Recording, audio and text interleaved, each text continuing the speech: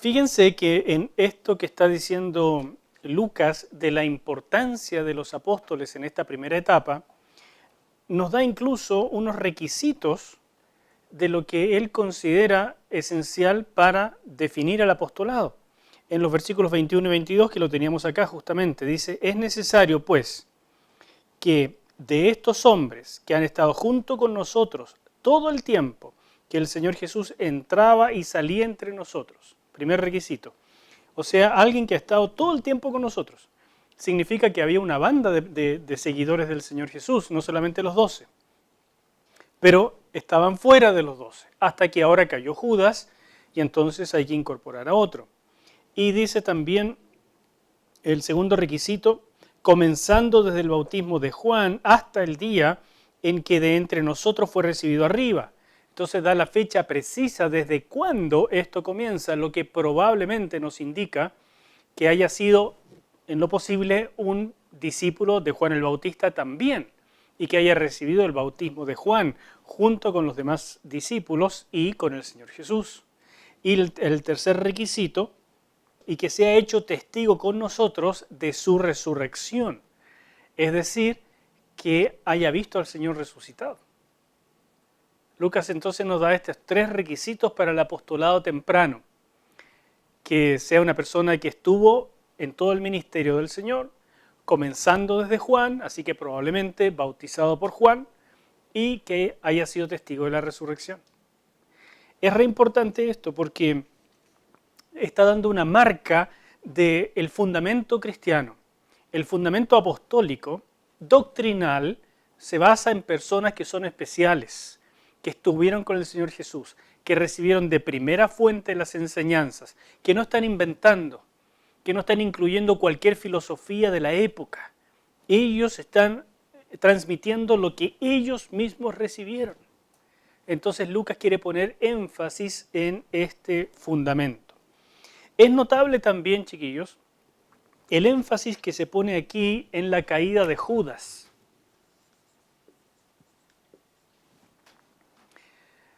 Dice que Judas cayó de este apostolado, lo que en primer lugar nos dice que el llamado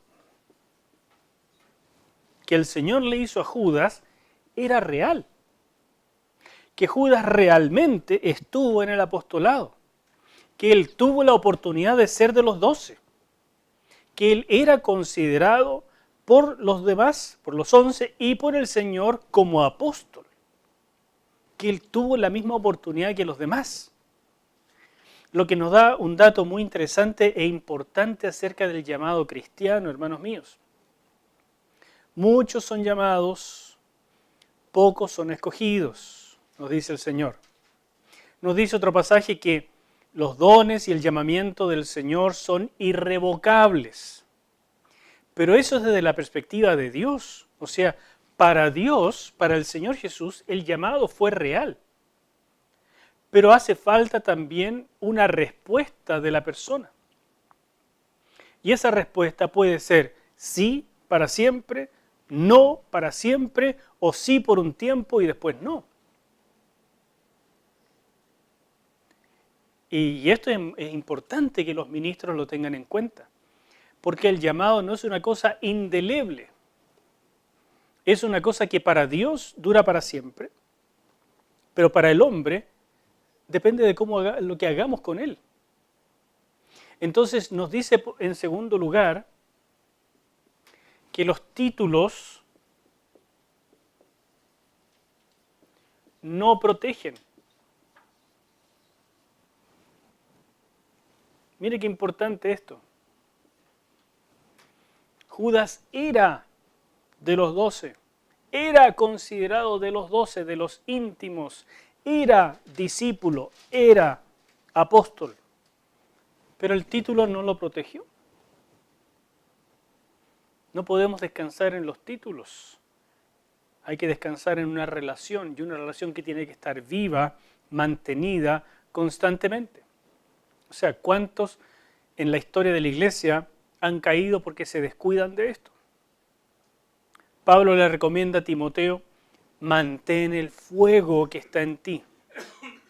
Es un eco del Antiguo Testamento donde los sacerdotes tenían que mantener el fuego del altar. Entonces Pablo usa esa ilustración para decirle a su discípulo, el llamado sobre ti es real, pero el título no te va a proteger, el fuego te protege. Y tú tienes parte en mantener ese fuego encendido. Valga esta aplicación que es importante para que lo recordemos en nuestro trabajo. Pablo tenía una idea levemente diferente de lo que era el apostolado, de lo que Lucas nos transmite acá. Para él, el apostolado tenía mucho más que ver con misiones y fundar iglesias. Para él, los dos primeros requisitos de haber estado con el Señor en los 3 años de ministerio, comenzando desde Juan, no eran tan importantes. Bueno, Pablo mismo no los llenaba. Él no estuvo con el Señor los 3 años y tampoco fue bautizado por Juan. Así que es lógico que no le diera mucho interés a eso. Pero sí le puso mucho interés en las credenciales del apostolado. O sea, un misionero, fundador de iglesias, respaldado por el poder de Dios a través de señales y prodigios. Eso para Pablo era lo esencial. No es que para Lucas no fuera importante el tema misionero. En el mismo prólogo, en el capítulo 1, versículo 8, dice, me seréis testigos, ¿dónde? Hasta lo último de la tierra. Entonces Lucas prevé este aspecto misionero que el Señor en ese versículo le está pasando a los 12, los que están con él. Él prevé eso. Pero Lucas, que está más interesado en esta época en el asunto fundacional, él dice, mire, tiene que ser gente que haya estado con él y que lo haya visto resucitado. Son datos importantes porque la iglesia temprana, hermanos míos, tuvo problemas similares a los de hoy. Hoy en día todo el mundo cree saber lo que hay que hacer. Hoy en día todo el mundo cree que puede opinar. Nosotros vamos al médico y somos como corderitos, ¿no es cierto? El médico nos dice, dése vuelta, bájese aquí, póngase allá, tome esto, y uno ni mira. ¿Ustedes leen lo que dice en las píldoras que les receta el médico? Algunas prevén la Tercera Guerra Mundial, oiga, sí son terribles, pero uno en general no, el médico me dijo para adentro. Pero en la iglesia, todos son opinólogos. Todos saben lo que hay que hacer y cómo hacerlo. ¿No es cierto? Y es tan diferente. Lucas nos está poniendo aquí algo bien importante. Nos dice, ¿sabe que hay una herencia? Hay una transmisión. Y esto no pasa por cualquiera. Pasa por uno que es llamado y que realmente cuida el título con el fuego de Dios en él. No descansa en el título porque eso no vale mucho. Otra cosa muy importante en esta época temprana es la centralidad del templo. Y quiero dejarlo como una nota, pero me parece genial en términos de cómo la mentalidad de los discípulos se fue desarrollando. En esta primera etapa nos dice, por ejemplo, Hechos 2:46, y perseverando unánimes cada día en el templo y partiendo el pan en las casas, comían juntos con alegría y sencillez de corazón. A ninguno se le ocurrió que ellos eran algo completamente diferente del judaísmo. A ninguno se le ocurrió que tenían que dejar de ir al templo, o de ir a la sinagoga el sábado, o dejar de hacer las cosas. Si estaban en Jerusalén, obviamente vamos al templo, a las horas de la oración, y practicamos todo lo que hay que practicar, y somos fieles a las fiestas. Nosotros somos judíos, decían ellos, y el centro de operaciones es el templo. Y nosotros somos judíos diferentes, sí, porque somos mesiánicos, o sea, nosotros somos una secta del judaísmo, pero la verdadera, porque el Mesías que nosotros anunciamos es el verdadero, si Él resucitó. Entonces ellos tienen un mensaje, pero ellos se sienten parte esencial del pueblo de Israel y no están pensando en una separación. Es importante mantener esto en perspectiva porque la mente de estos discípulos va a tener que ir cambiando por muchas razones hasta llegar a ser lo que es la iglesia hoy. Si no, hermanos míos, si nosotros miramos el libro de los Hechos, es tan diferente a lo que vemos hoy que uno diría, como que no tiene nada que ver. Es que hubo un proceso de desarrollo y de evolución. Aquí hay otro versículo, capítulo 3, Pedro y Juan, el versículo 1, subían juntos al templo a la hora novena, la de la oración. ¿Por qué hacían eso? Iban los dos amiguis, ¿no es cierto? Pedro y Juan. Iban a orar al templo. ¿Por qué no oraban en la casa? No, porque la tradición dice, los judíos van, cuando están en Jerusalén, van al templo. ¿A qué hora? A ciertas horas bien específicas. La novena, por ejemplo, a las 3 de la tarde. Entonces hay que ir a orar. Hechos 5, 19, 21. Mas un ángel del Señor, cuando los encarcelaron a Pedro y Juan, abriendo de noche las puertas de la cárcel y sacándoles, dijo, id y puestos en pie en el templo. Mire qué interesante, el ángel les dice que sigan haciendo lo mismo en el templo, anunciando al pueblo todas las palabras de esta vida. Habiendo oído esto, entraron de mañana en el templo y enseñaban. Así que la primera parte de la vida de la iglesia estaba completamente circunscrita al judaísmo del primer siglo en Jerusalén. Y no tenían todavía una perspectiva clara de lo que venía, a pesar de Hechos 1:8. Todavía no les entraba eso en la cabeza. Hechos 5:42, y todos los días en el templo y por las casas no cesaban de enseñar y predicar a Jesucristo. Y note este pasaje de Malaquías capítulo 3, versículo 1, que es un pasaje profético, importante acá. He aquí, yo envío mi mensajero, el cual preparará el camino delante de mí, y vendrá súbitamente a su templo el Señor. ¿Quién es el mensajero que preparará el camino delante de mí? Juan el Bautista. Ya vino, ¿no? Bueno, el Señor Jesús pagó por los pecados en la cruz, pero resucitó y ascendió. ¿Qué es lo que falta que venga ahora? El regreso, Malaquías. ¿Y dónde viene? Al templo. Entonces esta primera secta de judíos mesiánicos están viviendo la escatología, o sea, los últimos tiempos, ahí mismo. Ellos están pensando que deben estar todos los días en el templo, predicando, ganando a los más que puedan, porque el Señor viene y viene ya mismo. ¿Y dónde dice la Escritura que viene? Al templo. ¿Dónde decía la Escritura que nacería el Mesías? En Belén. ¿Dónde nació? En Belén, pues. Entonces, ¿dónde viene? Si dice que viene al templo, al templo. Ahí hay que estar. Entonces, este es el pensamiento de los discípulos en esta época temprana. Y todavía no les entra el switch de ser misioneros ni de predicarle a los gentiles, que somos nosotros, los no judíos. Eso todavía no entra. Ellos son una secta del judaísmo. Así continúa la historia y seguimos con el capítulo 1, versículo 2. No estamos avanzando mucho todavía, pero es importante todo esto porque nos está dando pautas de lo que Lucas quiere decir. Fíjese que ya vimos la centralidad de los apóstoles. Ahora vámonos un poquito más atrás. Dice que el Señor en este tiempo, antes de ser recibido arriba, antes de la ascensión, dio mandamientos por el Espíritu Santo a los apóstoles que había escogido. Ya vimos esto de los apóstoles escogidos, pero les dio mandamientos por el Espíritu Santo. Está hablando de estos 40 días. Déjeme borrar acá.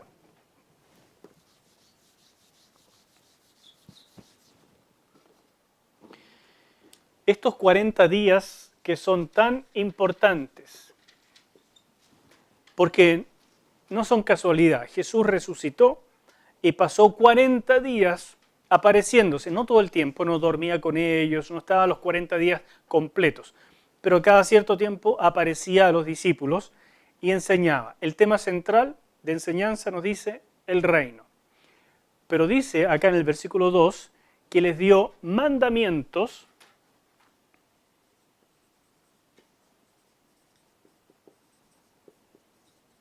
y por el Espíritu Santo. Entonces aquí hay dos temas re interesantes. En primer lugar, veamos el asunto del Espíritu Santo. En el Antiguo Testamento, el Espíritu Santo era considerado el espíritu de la profecía. No era algo que estaba constantemente en la vida de las personas, venía sobre la gente.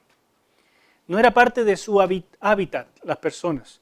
Era un anhelo, era la promesa que vendría, que algún día el Espíritu Santo estaría con la gente. La presencia de Dios habitando en medio de las personas, en las personas.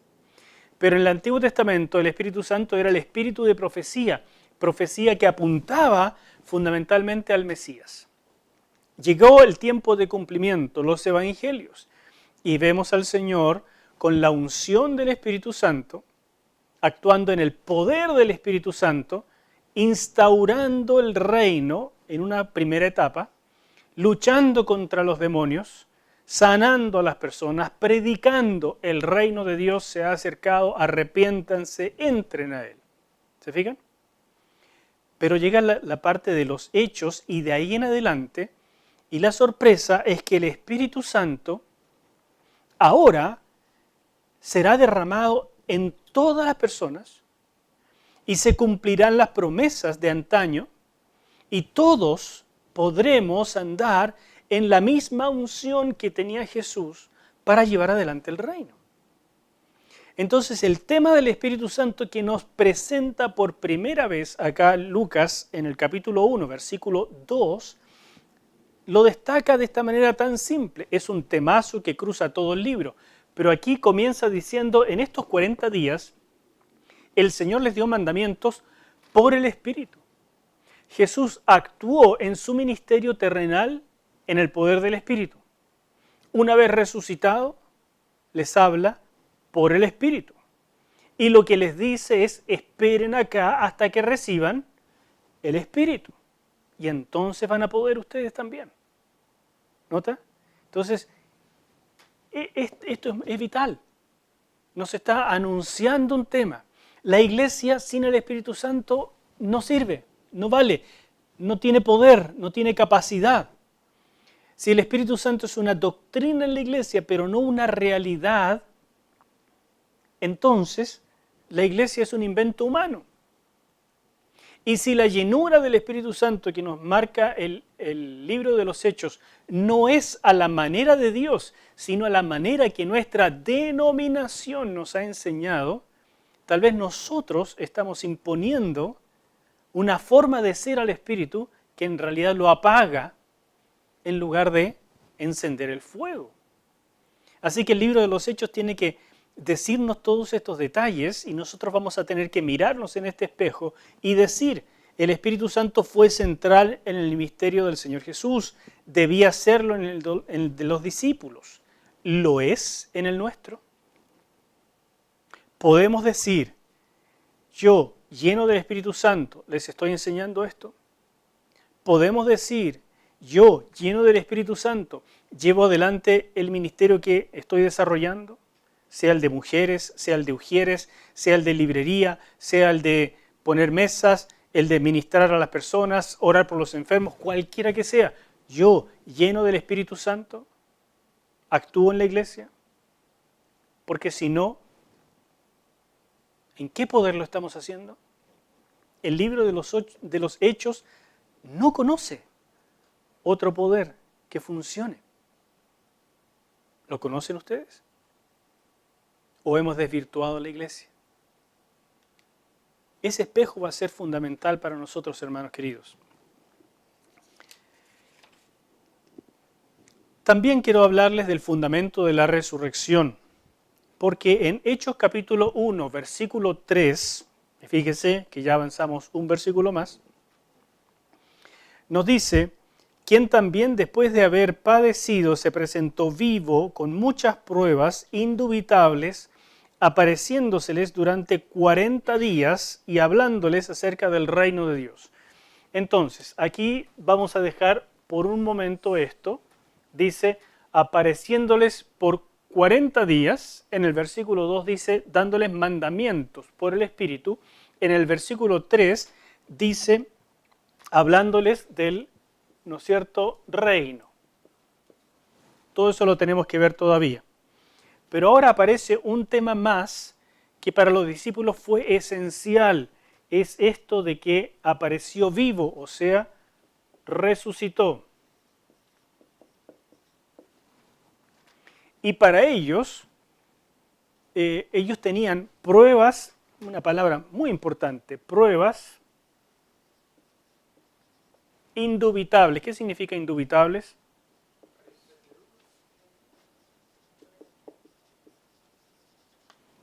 Indubitable es una palabra que en castellano por supuesto existe, se usa muy poco, pero ¿cómo lo diríamos nosotros en un castellano más moderno? Indudables. Pruebas indiscutibles, pruebas absolutamente probadas, totalmente ciertas, ¿no es cierto? Es la manera que en el mundo antiguo, porque esta es una palabra castellana antigua, pero que traduce una palabra griega antigua también, por supuesto, es la manera del mundo antiguo para decir esto está científicamente probado.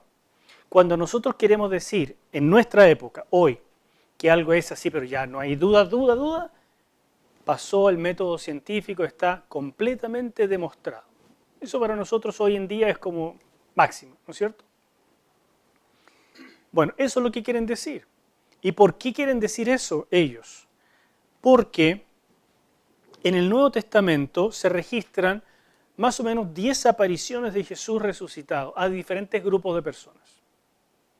Estos discípulos estuvieron 40 días y lo vieron en repetidas oportunidades, por lo menos en 10 veces, ¿no es cierto? Diferentes grupos, mientras les enseñaba. Para ellos, esos son pruebas indubitables. ¿Cuáles son estas pruebas? Recibieron enseñanza. Eran varias personas, no es una alucinación de uno solo. Comieron con él, lo tocaron, lo abrazaron, lo vieron llegar y lo vieron irse. Lo vieron ascender. No solamente, o sea, como que de repente aparecía y desaparecía, sino que al final, cuando esto terminaron los 40 días, ascendió en una nube.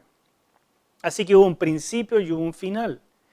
Estos son pruebas indubitables. Y yo quiero decirles, hermanos míos, esto es una pequeña nota, que el cristianismo nació sobre este fundamento de la resurrección y sigue vivo por este fundamento. Sin este fundamento, el de la doctrina cristiana no tiene peso. Si esto se derrumba, todo lo demás también. Entonces, todo ministro, y me refiero a todos ustedes, deben conocer con mucha precisión las pruebas que tenemos acerca de la resurrección. En otras palabras, yo en este minuto podría parar la clase y decirles a todos, saquen una hoja y demuéstrenme con todo lo que sabemos de historia que la resurrección del Señor Jesús es un hecho indubitable o, en nuestras palabras, científicamente probado, históricamente cierto. No yo lo creo, no es fe, es un hecho. Ustedes podrían llenarme una hoja con estas cosas. Si no pueden, están pecando. No, no es para tanto. Si no pueden, puedan. Tienen que hacerlo. Así es que yo les subí a Dropbox el libro Evidencias que exige un veredicto de George McDowell, que está en PDF, y entonces les voy a pedir que ustedes lean, creo que son 70 páginas, de las pruebas que da McDowell acerca de la resurrección. Son tremendamente edificantes. Yo puedo recordar el año 85, cuando yo leí esto. Recuerdo el lugar, estaba en el balcón de una casa. Era un día de primavera, estaban las flores, había un olor especial, yo estaba afuera en ese balcón, tomándome un cafecito y dije, voy a leer a George McDowell, Evidencia, la parte de la resurrección. No pude parar. 70 páginas que las disfruté. Después de leerlas, las resumí. Después de resumirlas, las volví a escribir porque me encantaron. Después de eso las enseñé una y otra vez hasta el día de hoy. Sigo usando esos apuntes para enseñarlos en la iglesia, porque son la base de nuestra fe. Así que yo les voy a pedir, ustedes tienen un trabajo que hacer, ¿recuerdan? ¿Por qué no escogen la resurrección? Les va a servir. Usen todos los pasajes del libro de los Hechos y lo relacionan con lo que nos dice McDowell. Entonces ustedes trabajan eso, hacen su resumen, hacen su trabajo y dicen cómo lo usaron los discípulos en su predicación. ¿Qué importancia le dieron a la resurrección en los discursos de Hechos? Es un trabajo que lo van a disfrutar y les va a servir el resto de la vida. Les aseguro, cuando yo era muy incipiente en el ministerio, imagínense en el año 85, hace tiempo ya, a mí me invitaban de otras iglesias para que hablara sobre la resurrección de Cristo. Me hice famoso por George McDowell, gracias a él, ¿no es cierto? San Josh. Entonces, le estoy pasando un dato.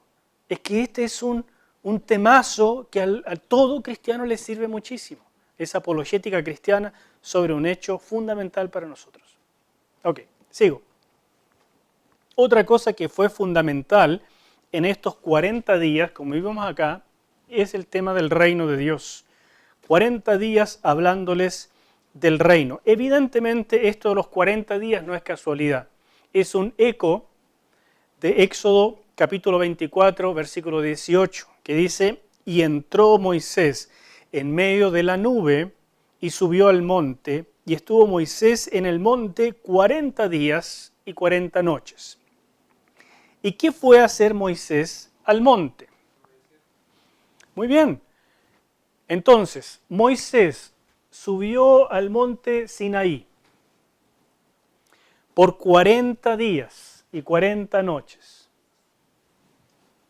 para recibir las 2 tablas de la ley, ¿no es cierto? Pero no es solo eso. Aquí recibió revelación de todas las leyes y recibió también el diseño del tabernáculo. O sea, porque esto lo recibe en 5 minutos. 40 días y 40 noches para algo que es importante. Mucho recibió allí. Pero cuando Moisés bajó con la prueba de lo que recibió, porque recibió estas 2 tablas escritas por el dedo de Dios, cuando Moisés descendió, lo que pasó es que hizo el sacrificio en Éxodo 24, el sacrificio necesario para la instauración del pacto mosaico. Según la tradición hebrea, este momento ocurrió en Pentecostés.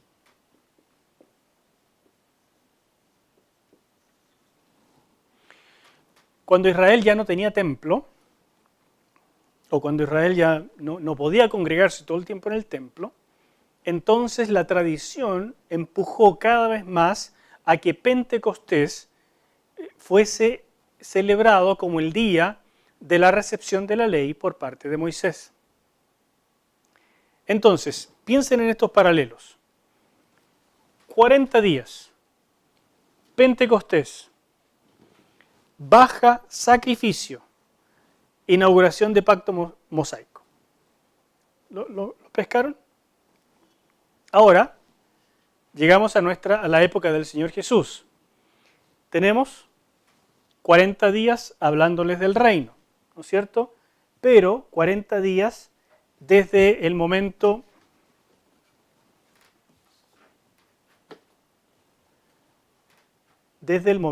de la resurrección. La cruz, Pascua. Resurrección, gavillas. 50 días. Pentecostés.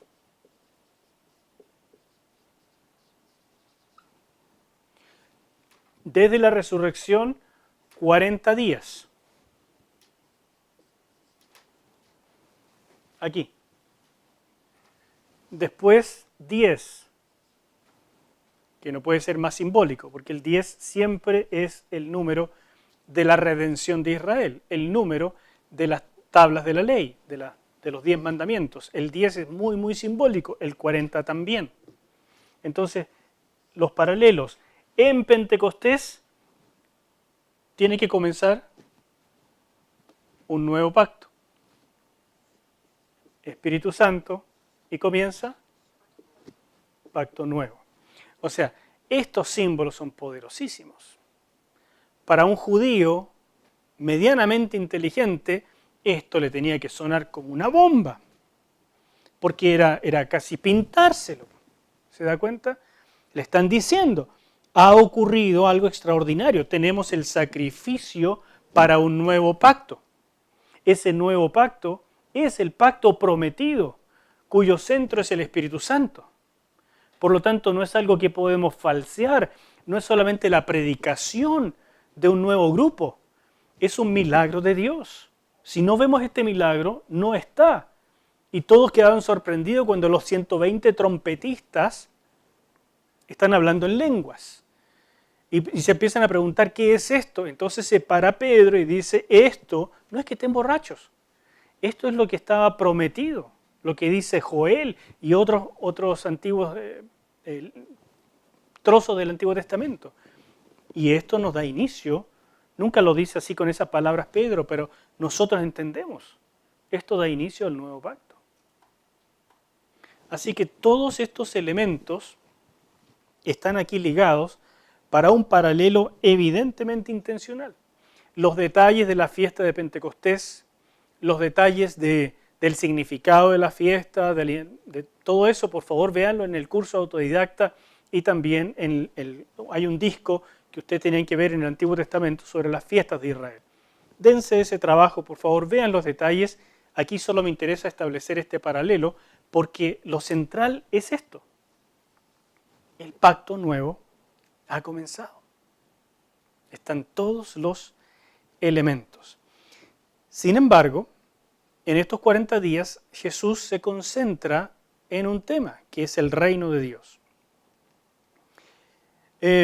Todos estos paralelos nos hablan entonces de algo que es esencial, porque la nueva etapa del reino de Dios es la etapa del pacto nuevo. El reino de Dios comenzó a instaurarse con la venida del Señor Jesús.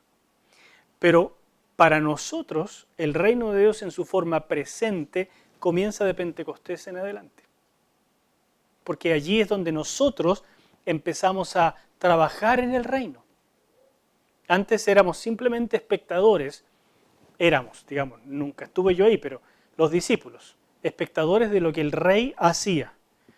Pero de Pentecostés en adelante somos protagonistas en el ya del reino. Y ese ya del reino de Dios tiene que ver con lo que los discípulos esperaban. Otra imagen de esta primera etapa del pensamiento de los discípulos que les costó tanto al principio. Ellos simplemente se sentían judíos. Entonces pensaban en el reino en términos judíos. ¿Y cómo pensaba un judío acerca del reino? Esto, tan simple como esto. Hay una época presente que se llama época mala, siglo malo. Pero viene la irrupción del reino del Mesías, que destruye todo y comienza la época buena, el reino futuro. Jesús no cuadraba con las expectativas judías del Mesías. Para ellos la irrupción era lo importante. Entonces un Mesías que viniera primero a tratar con el pecado del pueblo no cuadraba dentro de esa visión. Y eso dio lugar a la corrección escatológica del cristianismo. Jesús, cuando los discípulos le preguntaron, ¿va a instaurar el reino ahora? ¿Viene ahora lo que se ha prometido? Ellos están pensando en el reino en términos judíos. Jesús les dice, no les toca a ustedes saber los tiempos y las sazones. Importante anotarse eso. Dice, no les toca a ustedes saber el Cronos y el Kairos. Tiempos, sazones. Cronos en términos cronológicos, kairos en términos de oportunidad. Eso es lo que quiere decir la Reina Valera cuando traduce los tiempos y las sazones. En griego es más bien el tiempo cronológico, que está en manos de Dios, y la oportunidad precisa, que también está en manos de Dios. No les toca a ustedes saber eso. Pero cambia a Hechos 1:8, vendrá el poder que necesitan para la etapa actual del reino. Por lo tanto, Jesús nos da aquí una pista muy importante. Él no niega la esperanza judía del reino, que es restauración del reino davídico, restauración del tabernáculo caído de David, la profecía de Amós. No niega a Jesús eso. Lo que niega es el tiempo, la forma, y entonces les dice, hay una etapa actual que no es la que ustedes están pensando. Y en esa etapa actual, ustedes me serán testigos de aquí hasta lo último de la tierra. Entonces surge la escatología cristiana con esta corrección de épocas. Esta corrección nos dice, la obra del Señor Jesús inauguró el reino en su forma presente, con el derramamiento del Espíritu, con la iniciación del pacto nuevo, con la unción para los discípulos para la misión. Pero viene la irrupción judía, solo que más adelante. Viene esta idea de la segunda venida, donde los reinos presentes dejan de existir y entonces esa parte que decimos el todavía no, es la esperanza judía. Fíjense que hay muchas maneras de ver la forma futura del reino, pero creo que esta es la que Jesús estaba tratando de transmitir. Hay un ya, con el pacto nuevo inaugurado, pero hay un todavía no, que todavía cuadra con las esperanzas judías. Graficado de otra manera,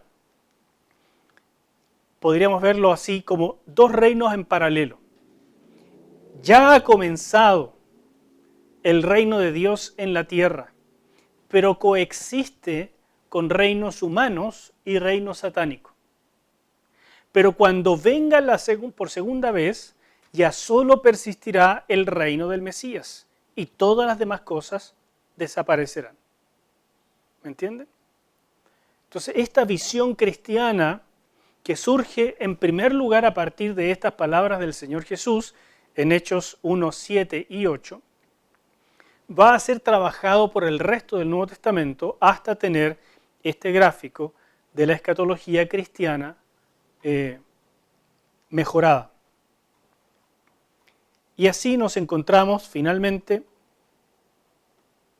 con el mandato de estar juntos en Hechos 1:4 en Jerusalén, la ciudad donde muere el Mesías, la ciudad donde regresará el Mesías, la ciudad donde viene el Espíritu Santo, la ciudad donde todo comienza y todo termina. Jerusalén es puesto aquí como un lugar muy, muy relevante para esperar la promesa del Padre. Esa promesa la dejo para que ustedes puedan estudiarla en el curso autodidacta, donde están todos los detalles, están los pasajes del Antiguo Testamento. Aquí ya solamente lo resumimos porque lo hemos visto tantas veces. El pacto nuevo en función con el tema central del Espíritu Santo. Juan bautizó con agua, pero el Mesías bautiza con Espíritu Santo. Cuando eso ocurre, ha comenzado el pacto nuevo y la iglesia. Primeros temas para el prólogo. Ustedes se dan cuenta que está casi todo el libro de los Hechos aquí metido. Un maravilloso resumen que hace el historiador Lucas y que nos da pie para ahora seguir con el libro de los Hechos y disfrutar el desarrollo de estos detalles y ver cómo nos influyen a nosotros en el día a día del ministerio. Dios les bendiga y hasta el próximo miércoles.